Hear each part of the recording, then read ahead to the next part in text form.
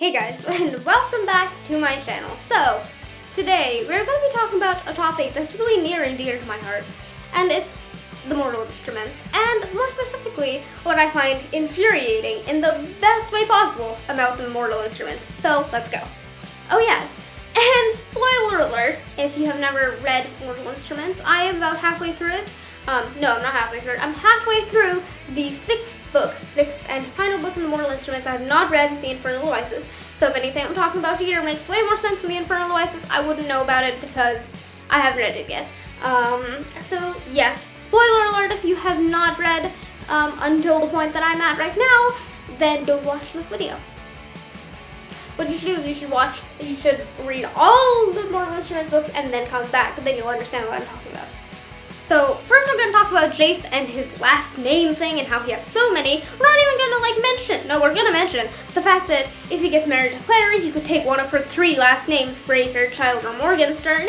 But also, he's had so many last names of his own. I mean, Clary's last name, let's just talk about Clary's last names for a bit. Frey, because that's the last name her mom chose for her and whatever, because of that Iron Sister or whatever. Anyways, we're not going to talk about that. Then there's the Fairchild, because that's her mother's maiden name, and then Morgenstern, because that's her father's name, and all that. But then, Jace, he has so many last names. First, we thought he was Wayland, and yeah, so this also has a lot to do with Jace and his storyline throughout the books.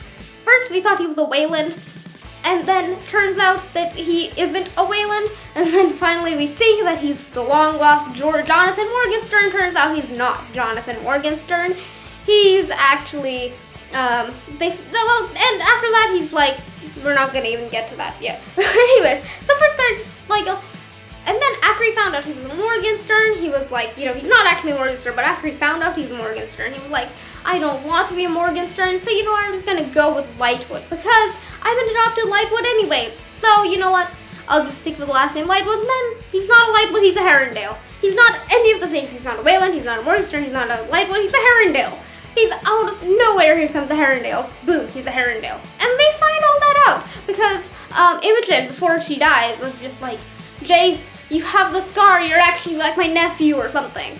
And then, yep, it turns out he's actually the kid of what's her name and what's his name. I am terrible with names, but still, Jace has so many identities throughout the books. Also evidenced by the fact that they first thought he was a half-demon, because of course Sebastian/Jonathan Morgenstern is a demon, half-demon, but then turns out he's actually part angel, like more than the usual Shadowhunters. Yeah, sure, that's how it works. Because Valentine was like, oh, I know, I'll just give my child the blood of a demon, because that's a great idea, because then I'll make him a soldier. And then he's like, oh no, this one's like way too demonic. I'll give them angel blood. That's always a great idea. No, that's not a great idea. One thing that's interesting though, which I don't actually know a whole lot about, why does Clary have special powers with like runes? Why does she have special powers? I have not finished the Mortal Instruments, I might add. I have not finished it yet. I'm like halfway through the last book. So now, let's just talk about Sebastian for a minute. He has many names. Sebastian, Jonathan, like first we think he's Sebastian, Sebastian, what's the last name? I don't know, Sebastian something. Then we realize he's actually Jonathan Morgenstern, and then we have that whole Jace drama. And then he just decides to call himself Sebastian Morgenstern, even that's not even his name. He just stole it from this dude he killed. Or maybe he didn't. I haven't gotten there yet. And lastly, I want to talk about my favorite subject to talk about to rant about in the Mortal Instruments. And that is Magnus and Alec and their relationship, because it's so infuriating. And I'll tell you why. So first of all, Magnus and Alec are my ultimate OTP in the Mortal Instruments series. They are so cute together, I love them so much, but they are really frustrating at times. First of all, Alec is just really grumpy all the time, and it's just frustrating because you have before he dates Magnus, he's like really grumpy because he's in love with Jace. And of course, Jace is his parabatai, so they can't have a relationship.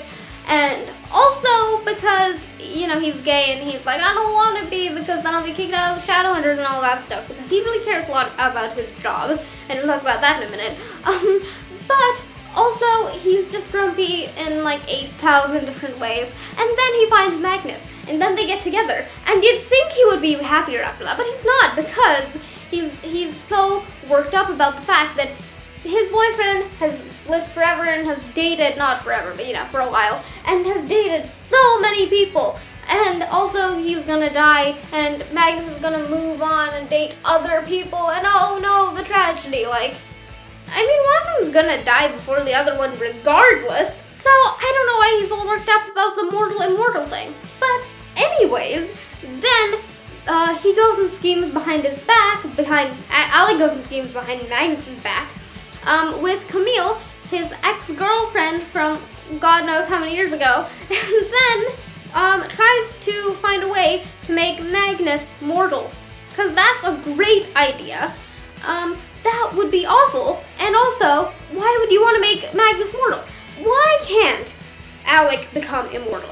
There's one slight thing, which is that he'd lose his job, but you know what? They've done so many illegal things throughout the years and throughout this story that he would lose his job anyways if Clay followed their own law. So I don't know, if his father wasn't the Inquisitor, I'm pretty sure he would have been fired 100 times over. So anyways, there's all that, and it's so easy for Alec to become immortal in just a couple easy steps, and I'll break it down for you. First, he'll just have to go to Simon and say, hey dude, I want to be immortal. I want to turn into a vampire. Can I have some of your blood? Can you bite me or whatever it happens? Yeah, you have to ingest a vampire's blood. Anyways, he just has to ask Simon to turn him into a vampire. And then that's easy. That's really easy. Boom, turns into a vampire. He has to die and then they'll bury him. And then, yeah, easy. Easy, he turns into a vampire. It's not that hard. So then, after that, they bury him and whatever. And then he has a problem of him not being able to go into daylight. But that's not a problem because Simon is a daylighter. And Simon can just tell him what he did to become a daylighter, which is drink some of Jace's blood, because Jace is like more part fairy than the average Shadowhunter. So all he has to do is ask Jace, who's his parabatai, obviously not anymore because he's a vampire, but say like, hey Jace, can I just drink like a hint of your blood? Just like easy, and Jace couldn't have said no. So there you go. Drink some of Jace's blood, you become a daylighter. Sure, you wouldn't be able to drink like, you know, regular things or eat regular things for a while. You wouldn't be able to say the name God or whatever. But I don't really know if Alec holds God is in as high a regard as Simon, so I don't think it would be as hard for him. Anyways, they have that whole thing, and then finally, boom, Alec's immortal, Magnus is immortal, they can live happily ever after, the end. And also, I don't know why Magnus even broke up with him. I mean, I completely understand why he broke up with him. Like, obviously, if your boyfriend's scheming behind your back to be, like, basically kill you, then that's not a great thing. You should probably dump them. But he's already forgiven him. Like, he said that before. Like, oh yeah, I've forgiven him, and they haven't already gone back together. Obviously, they were gonna get back together, but then Magnus was captured, and that's where I am right now in the story. But yeah, why aren't they back together? Why did they break up? They could have fixed it. They both want to be together. Why aren't they together?